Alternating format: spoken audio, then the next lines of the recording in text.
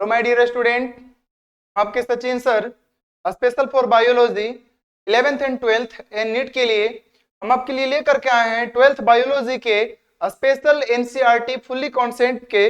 और यहाँ पर देख सकते हैं बच्चों, जैसे कि हमने आपको पिछले 3 लेक्चर में बता चुके हैं, जो आपका अध्याय चल रहा है अभी 3 मानव जनन और ह्यूमन रिप्रोडक्शन अभी चल रहा है बच्चों, उसका हम आज आपके बीच में लेकर के आए लेक्चर नंबर 4, जिसमें कि आज आपका टॉपिक रहने वाला है आवर्त चक्र तथा निषेचन, जो कि काफी इंपॉर्टेंट है। मेंस्ट्रुअल साइकिल एंड फर्टिलाइजेशन, ये प्रक्रिया किसमें होती है, किन जीवों में होती है, और ये आज का जो टॉपिक रहने वाला है बहुत इंपॉर्टेंट रहने वाला है। और ये ना टॉपिक हर एक विद्यार्थियों को सेक्सुअल रीडिंग के बारे में जानना बहुत जरूरी होता है, और आज हम जानेंगे।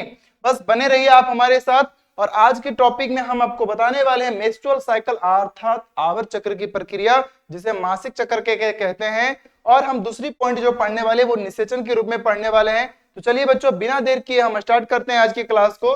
जैसे कि आप यहाँ पे देख सकते हैं, आवर्त चक्र अर्थात मेंस्ट्रुअल साइकिल, आवर्त चक्र जिसे हम मेंस्ट्रुअल साइकिल भी कहते हैं। और इसकी जो दूसरी बात है, इसमें दूसरी जो पॉइंट आएगी वो होगी इसमें आपका निषेचन। तो चलिए हम स्टार्ट करते हैं सबसे पहले मासिक चक्र को और आवर्त चक्र, ये दोनों की शुरुआत करते हैं। जैसे कि बच्चों देख सकते हैं यहाँ पे आवर्त चक्र, आवर्त चक्र को बच्चों हम इंग्लिश में कहते हैं मेंस्ट्रुअल साइकिल, अर्थात उसे हिंदी में कहते हैं मासिक चक्र भी कह सकते हैं, हम शॉर्ट में बोलते हैं एमसी अर्थात मेंस्ट्रुअल साइकिल। ये होती है किन जीवों में, ये होती है बच्चों सिर्फ और सिर्फ मादा जीवों में। मासिक चक्र की प्रक्रिया जो है सिर्फ और सिर्फ मादा जीवों के लिए होती है, अर्थात मादा प्राइमेट जीवों के लिए होती है, जैसे मनुष्य, कपी, बंदर, इन सभी में जो होता है, मनुष्यों में भी जो प्रक्रिया होती है वो मासिक चक्र की प्रक्रिया होती है। अर्थात मासिक चक्र की प्रक्रिया अर्थात मेंस्ट्रुअल साइकिल की प्रक्रिया सिर्फ और सिर्फ जो है मादा जीवों में होती है। और ये मासिक चक्र की प्रक्रिया जो है ये होती है कितने दिनों में, अगर इसकी प्रक्रिया की बात अगर किया जाए, अगर हम बोलते हैं मासिक चक्र, चक्र का मतलब दोहराना, जैसे कि आप देख सकते हैं यहाँ पर आपको पहले टॉपिक में यहाँ पे दिख रहा होगा, ये देखिए 28 दिनों की जो मेंस्ट्रुअल साइकिल की जो बात हो रही है, ये जो चक्र बनाया गया है ये 28 दिनों की। तो उसी तरह यहाँ पे आप समझ सकते हैं बच्चों की मासिक चक्र की जो प्रक्रिया होती है वो 28 से के बाद एक बार दोहराया जाता है, मासिक चक्र भी कहते हैं। इस प्रक्रिया में होती क्या क्या है, ये पॉइंट बहुत इंपॉर्टेंट रहने वाला है, ध्यान देंगे यहाँ पे। मासिक चक्र में 4 प्रवस्था होते हैं बच्चों, 4 अवस्थाएं होती है मासिक चक्र की। और वो कौन कौन सी अवस्थाएं हैं चलिए जानते हैं। सबसे पहले नंबर 1 रक्तस्रावी अर्थात मेंस्ट्रुअल साइकिल, जहां से हमारा स्टार्ट होता है मासिक प्रक्रिया। एमसी अर्थात रक्तस्रावी जो होती है बच्चों, ये 0 से लेकर के 5 दिनों के अंदर, अर्थात अगर कहा जाए तो लगभग लगभग 1 सप्ताह ये प्रक्रिया होती है। दूसरी अगर बात करें मासिक चक्र की 4 प्रावस्थाएं में, अगर दूसरी पॉइंट की बात करें तो पुटकी प्रावस्था, पुटकी प्रावस्था जो होती है बच्चों वो 5 से लेकर के 14वें दिन के बीच में होती है, उसके बीच में होती है। अगर बीच की किया जाए तो पुटकी प्रावस्था कितने दिनों की होती है, तो लगभग लगभग ये जो होती है बच्चों ये 8 से 10 दिनों की होती है। 8 से 10 दिनों की ये प्रावस्था होती है, जिसे हम कहते हैं पुटकी प्रावस्था। इसके बाद हमारे शरीर में से जो अंड का उत्सर्जन होता है, अर्थात जिसे हम कहते हैं अंडोत्सर्ग, तो अंडोत्सर्ग की बनने की प्रक्रिया को हम क्या बोलते हैं, अर्थात अंडोत्सर्ग जो है एक अवस्था है जिसे हम कहते हैं अंडोत्सर्ग प्रावस्था। और ये जो होता है बच्चों हमारे 14 से लेकर के 16वें दिन के बीच होती है, अर्थात ये मात्र हमारे 2 दिन होती है। 2 दिन तक चलने वाली जो अवस्था है वो है हमारा अंडोत्सर्ग प्रावस्था। और इसकी जो अंतिम प्रावस्था है वो है स्रावी, जिसे हम कहते हैं ल्यूटियम प्रावस्था। इसकी प्रावस्था जो है 16वें दिन से लेकर के 28 से 29 दिन के बीच में होता है। अगर 28 से 29 दिन के बीच में अगर होता है तो लगभग लगभग अगर कहा जाए तो 28 और 16 के बीच में लगभग लगभग 13 से 14 दिन के बीच में ये होता है। अधिकांश मात्रा में इसे जो है हम 14 दिन कह सकते हैं कि अंडोत्सर्ग जो बनता है हमारा वो ठीक मासिक चक्र से 14वें दिन पहले बनता है। जैसे एक एग्जाम्पल है, एक क्वेश्चन है बच्चों आप सभी से, थोड़ा ध्यान देंगे यहाँ पे। फीमेल मेंस्ट्रुअल साइकिल 5 डेज, अर्थात मेरा कहने का मतलब है कोई महिला अगर 50वें दिन जो है अगर मासिक चक्र हुआ है, ध्यान देंगे सभी बच्चे यहाँ पे, अगर कोई महिला अगर 50वें दिन अगर मासिक चक्र हुआ है तो अंडोत्सर्ग जो है 50वें दिन से कौन से दिन जो है बनेगा। कहने का मतलब मेरा यह है कि अगर कोई महिला 50वें दिन जाकर के मासिक चक्र अगर हुआ है तो अंडोत्सर्ग जो है उसका 50वें दिन में से कौन से दिन हुआ होगा, अर्थात जो प्रक्रिया चला होगा 1 2 3 4 5 करके जो है लगभग जो 10 दिन तक, अब 50 दिनों तक जो गई है, तो मासिक चक्र जो है 50वें दिन जाकर के हो गया। तो मासिक चक्र जो 50वें दिन तक हुआ, तो मासिक चक्र के दौरान बहुत सारे रक्त हमारा जो है अंडोत्सर्ग बन के निकलता है। तो कहने का मतलब है जो 50वें दिन जो मासिक चक्र हुआ है, तो 50वें 1 से लेकर के 50वें दिन के बीच में कौन से दिन जो है हमारे शरीर में अंडोत्सर्ग का निर्माण हुआ है, ध्यान देंगे यहाँ पे। ये देखिए अंडोत्सर्ग की बात हो रही है, तो अंडोत्सर्ग हमारे शरीर में जो है स्रावी ल्यूटियम प्रावस्था के दौरान होती है, जो लगभग 16 से लेकर के 28 दिनों की है, जो कि लगभग 14 दिन पहले होती है। अब यहाँ पे देखिए एक एग्जांपल है, ध्यान देंगे यहाँ पे। तो जब यहाँ पे बात किया गया कि कोई महिला अगर 50वें दिन अगर यदि मान लिया जाए मासिक चक्र हुआ है, तो उसके कितने दिन पहले जो है उसके अंडोत्सर्ग बना होगा। तो अगर 50वें दिन अगर यदि मासिक चक्र हुआ होगा, तो इसे जस्ट 14 डेज पहले, 14 दिन पहले अगर किया जाए, तो 36वें दिन जो है अंडोत्सर्ग हुआ होगा। ये बच्चों ध्यान देंगे, बहुत ही इंपॉर्टेंट वाली बात है। अगर हम कहें कि कोई महिला जो है अगर यदि 100वें दिन में जो है मासिक चक्र की प्रक्रिया हुआ होगा, तो वो कितने दिन पहले उसके शरीर में जो है अंडोत्सर्ग का निर्माण हुआ होगा। आप सब मुझे खुद से बताएं, ध्यान दें एक बार फिर से, कि अगर कोई महिला, जैसे कि अगर कोई महिला 50वें दिन अगर यदि मासिक चक्र हुआ है, तो उसे जस्ट 14 दिन पहले जो है हमारे शरीर में अंडोत्सर्ग का निर्माण होता है। अगर कोई महिला अगर 100वें दिन में अगर मासिक चक्र हुआ है, तो उसे कितने दिन पहले जो है अंडोत्सर्ग का निर्माण हुआ होगा। तो जस्ट इसके 14 दिन पहले अगर हम 14 दिन बिफोर चलाएं, 14 दिन पहले चलाएं, तो 86वें दिन जो होगा उन मादा जीवों के अंडोत्सर्ग का निर्माण हुआ होगा। उम्मीद करते हैं कि आपको ये बेहतर तरीके से समझ में आया होगा। अगर हम आगे चलते हैं तो मासिक चक्र के कुछ महत्वपूर्ण बिंदु को जानते हैं। वो महत्वपूर्ण बिंदु आपके बोर्ड एग्जाम में बहुत ही इंपॉर्टेंट रहने वाला है। चलिए बच्चों ध्यान से देखते हैं। मादा प्राइमेट यानी कि बंदर, कपी एवं मनुष्य, ध्यान से देखेंगे, कपी, बंदर और मनुष्य। प्राइमेट जो होता है, खास करके मासिक चक्र की प्रक्रिया ये मादा जीवों में होती है, ये फीमेल के लिए होती है, ये नर में नहीं हो सकता, ये बात का ध्यान हमेशा रहे। तो मादा प्राइमेट यानी कि बंदर, कपी एवं मनुष्य आदि में होने वाले जनन चक्र को आवर्त चक्र कहते हैं, अर्थात मेंस्ट्रुअल साइकिल कहते हैं। मादा जीवों में होने वाले चक्र को ध्यान देंगे बच्चों, यहाँ पे नोट करेंगे कि मादा जीव बंदर, मनुष्य और कपी, जो भी यहाँ पे उदाहरण आप देख सकते हैं, उन सभी के जनन चक्र को हम जो है आवर्त चक्र के नाम से हम जानते हैं। दूसरी बात, अगर इसी बात को अगर हम देखें कि आवर्त चक्र जो यहाँ पे लिखा हुआ आवर्त चक्र, जिसे हम इंग्लिश में मेंस्ट्रुअल साइकिल कहते हैं, इसी चीज को हम सामान्य भाषा में क्या बोलते हैं? इसी को हम सामान्य भाषा में, यानी अगर इसे आसान भाषा में कहें, मासिक चक्र अर्थात माहवारी होता है। महीने में होने वाली प्रक्रियाएं को, जो महीने में एक बार होती है या फिर जो महीने के रूप में चलती है, उसे हम मासिक चक्र कहते हैं या तो फिर माहवारी का। अगर हम आगे बात करें कि ये प्रक्रिया जो स्टार्ट होता है ये कब से होता है, मासिक चक्र की प्रक्रिया जो है मासिक चक्र की जो प्रक्रिया है बच्चों, ये खास करके हम प्रथम जब मान लिया जब पहली बार जब ऋतुस्राव होता है, अर्थात पहली बार जब मासिक चक्र होती है महिलाओं में, तो ये फर्स्ट टाइम होती है। आपको बता दिए थे कि 12 से लेकर के 13 वर्ष की उम्र में जो है मादा जीवों में मासिक चक्र होती है। अगर हम ध्यान से देखें तो इस बात को आप यहाँ पे समझ सकते हैं कि प्रथम ऋतुस्राव अर्थात रजोधर्म की शुरुआत यौवना आरंभ पर शुरू। यौवना आरंभ जो मादा जीवों की अगर बात हो रही, तो मादा जीवों में यौवना आरंभ कब से होगा? 12 से लेकर के 13 वर्ष की उम्र के बीच होगा। तो यौवना आरंभ से जो है मादा जीवों में प्रथम ऋतुस्राव अर्थात मासिक चक्र की प्रक्रिया अगर शुरू होती है, तो जिसे हम कहते हैं रजो दर्शन, चांद दर्शन, चांद को देखना, बहुत दिनों के बाद निकलना। ठीक उसी प्रकार से जो है मादा जीवों में बहुत दिनों के बाद, अर्थात कितने दिनों के बाद? जब 12 से 13 वर्ष की उम्र होती है ना, जो फर्स्ट टाइम जब मेंस्ट्रुअल साइकिल होती है, तो कहते हैं रजो दर्शन। रजो दर्शन का मतलब होता है कि मासिक अर्थात पहली बार मासिक चक्र होना रजो दर्शन कहलाता है, जो कि हमारे मादा जीवों में 12 से लेकर के 13 वर्ष की उम्र में होती है।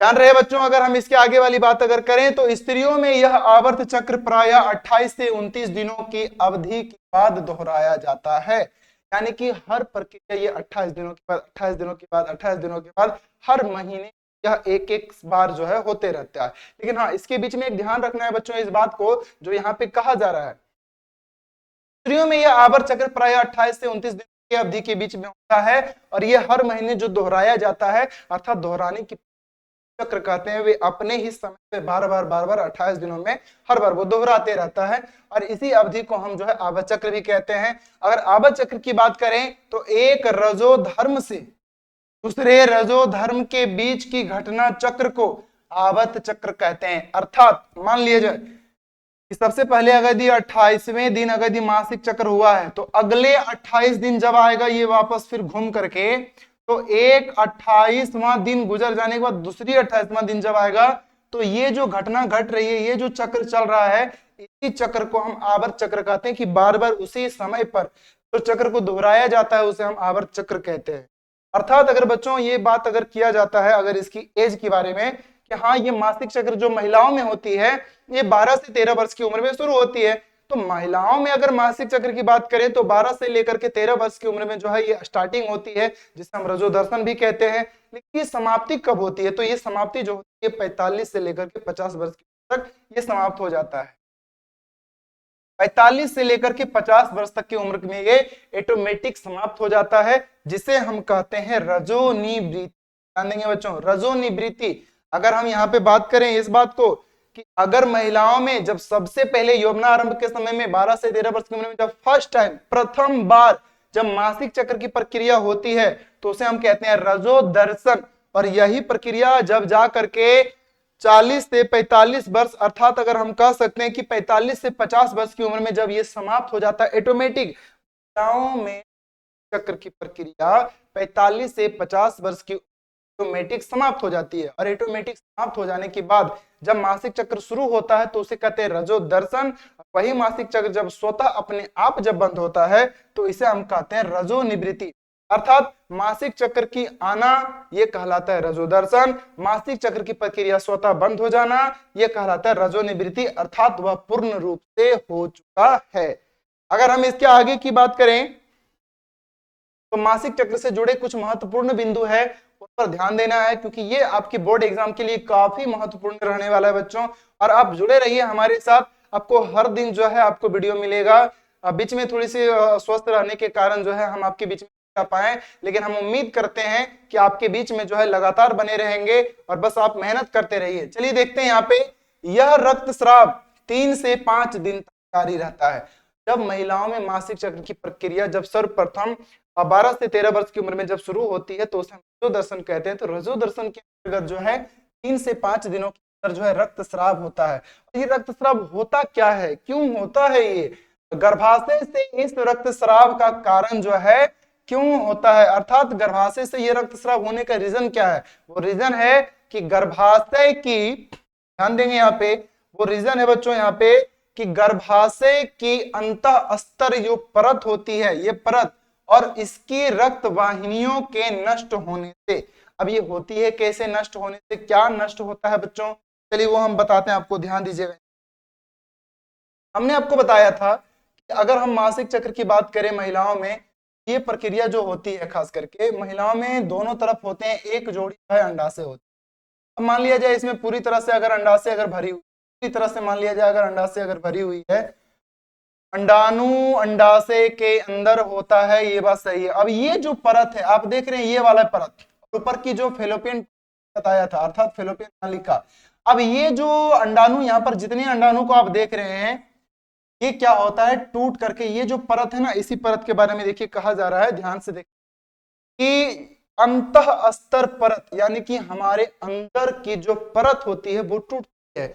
अब कौन सी परत टूटती है, देखिए यहाँ पर ये परत बच्चों करके ये हमारा अंडाणु जो है बाहर निकल, ये अंडाणु जैसे जैसे टूटता है माता जीवों में दर्द सहन पड़ता है, अर्थात उससे काफी दर्द का सामना है। तो बच्चों यहाँ पे देखिए, अगर ध्यान से अगर इस बात को अगर देखा जाए तो गर्भाशय से रक्तस्राव के कारण क्या है, हमारे गर्भाशय के अंदर जो परत होता है वो परत टूट करके जब अंडाशय बाहर निकलता है उस समय काफी ज्यादा दर्द महसूस होती है, जिस समय काफी ज्यादा रक्तस्राव होता है।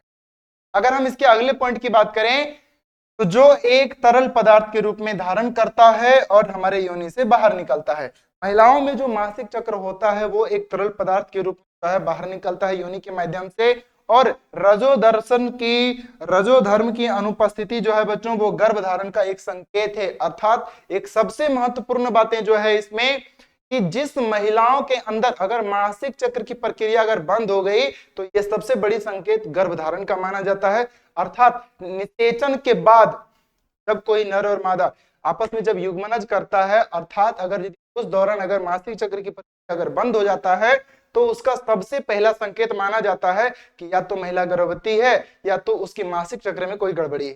तो गर्भधारण का एक संकेत सबसे अच्छा माना जाता है मासिक चक्र को, क्योंकि मासिक चक्र अगर बंद हो गया तो सबसे पहला संकेत, सबसे प्रथम संकेत जो माना जाता है वो मासिक चक्र का बंद होना गर्भधारण का पहला संकेत माना। ये बच्चों अगर हम बात करें तो ये पूरी तरह से आपका जो है आवर्त चक्र अर्थात मासिक चक्र के बारे में ये टॉपिक था। और इसमें एक और टॉपिक है जो निषेचन, जो कि काफी इंपॉर्टेंट रहने वाला है। बने रहिए आप हमारे साथ। अब हम बात करेंगे निषेचन के बारे में। थोड़ा सा एक बार सब रिवीजन की ओर देख लें इसे ध्यान से।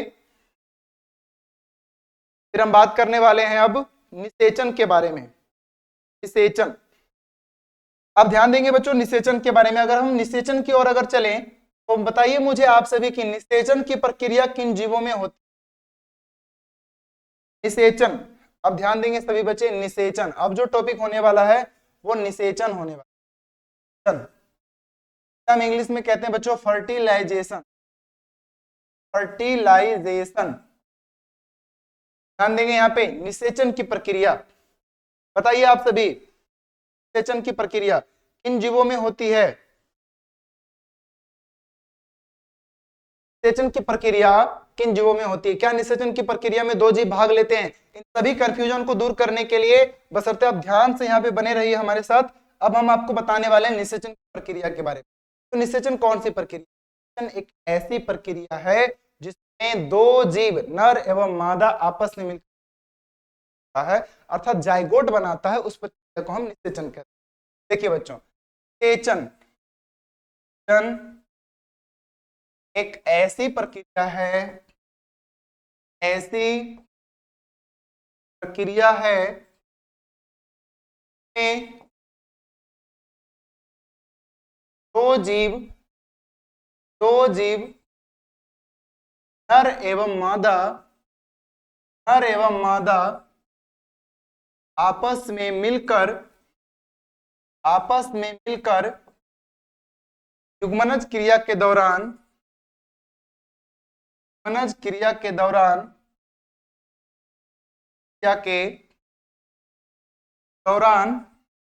जाइगोट बनाता है, अर्थात युग्मनज बनाता है, जाइगोट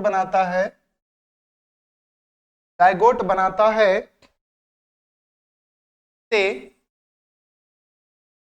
से संख्या वृद्धि में, से जनसंख्या वृद्धि में मदद होता है से निषेचन की ध्यान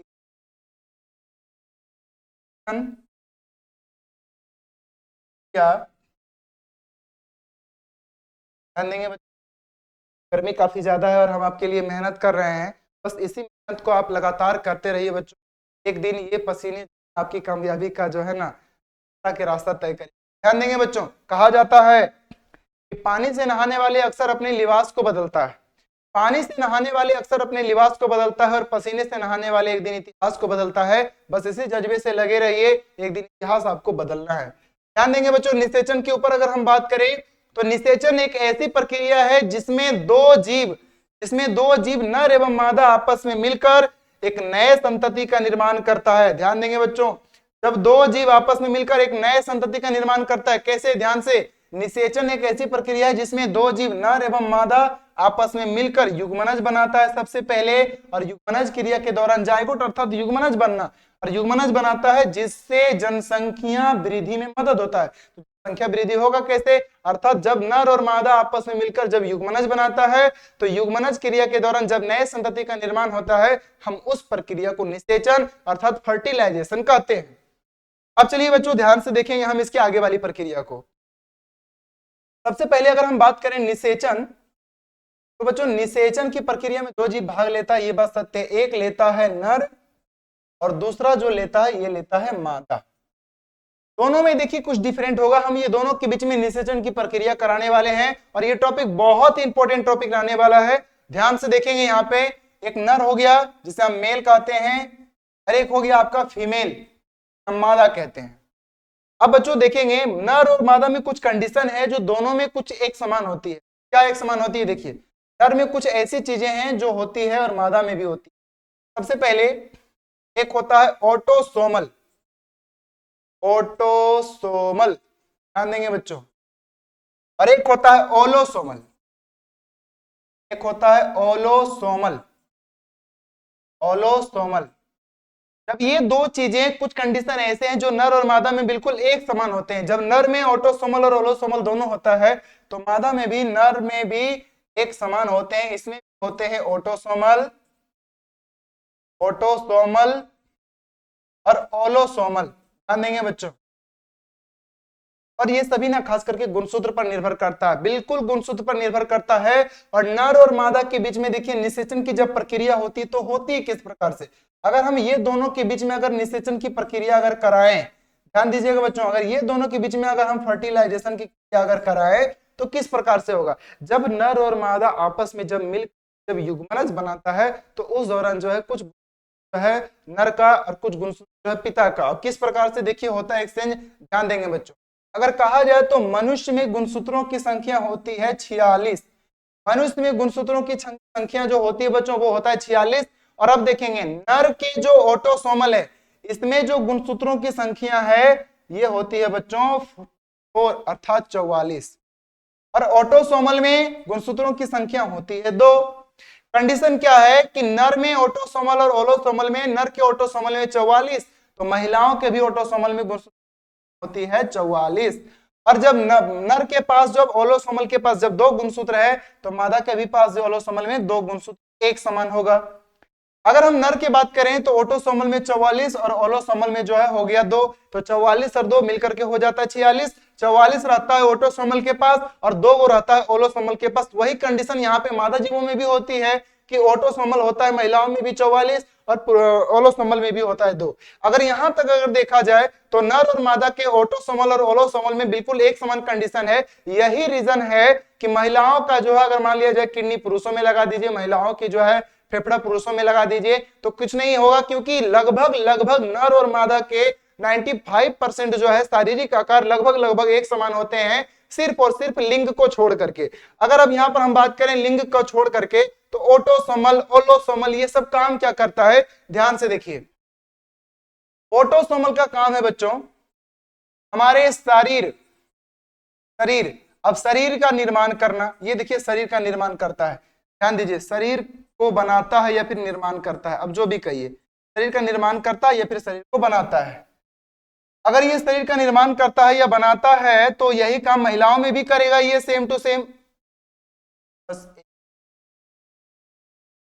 देखेंगे तो अगर मान लिया जाए कि ये जो है शरीर का अगर निर्माण करता है, ये शरीर को बनाता है, ये शरीर का निर्माण करता है, अर्थात हमारे शरीर में जो हाथ पैर उंगलियां नाखून, अगर हमारे पूरे शरीर की बात करें तो ये पूरा शरीर जो है हमारा शरीर तैयार है।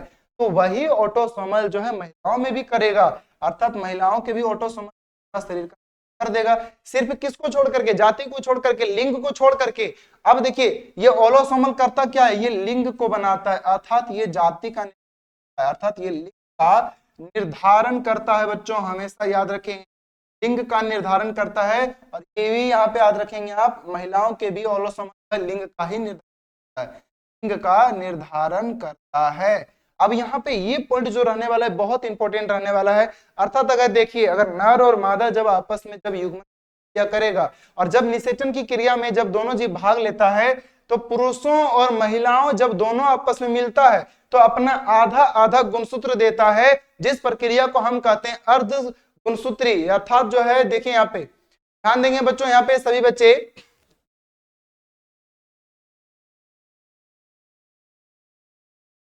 अब देखिए अगर मान लिया जाए नर और मादा मिला तो जो नए संतति का निर्माण निषेचन की क्रिया के द्वारा होगा कैसे, चलिए देखते हैं। अगर मान लिया जाए कि दोनों नर और मादा आपस में मिला तो पिता ने क्या किया, अपना आधा गुणसूत्र, अर्थात इसके पास 44 गो है तो ये अपना आधा इसके पास दे देगा। ध्यान से देखिएगा बच्चों, समसूत्री होता है, अर्धसूत्री होता है। तो यहाँ पर जो प्रक्रिया होने वाला है ये होने वाला अर्धसूत्री प्रक्रिया। अब ये अर्धसूत्री की प्रक्रिया होगा कैसे? अर्धसूत्री सूत्र गुणसूत्र।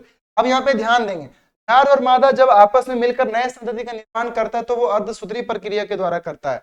कैसे? यहाँ पे ध्यान देंगे, ऑटोसोमल जो नर और मादा जब आपस में मिला तो पुरुष के पास जो ऑटोसोमल 44 गो रहता है ये अपना 22 गो दे देता है जो नया संतति होने वाला है उसको।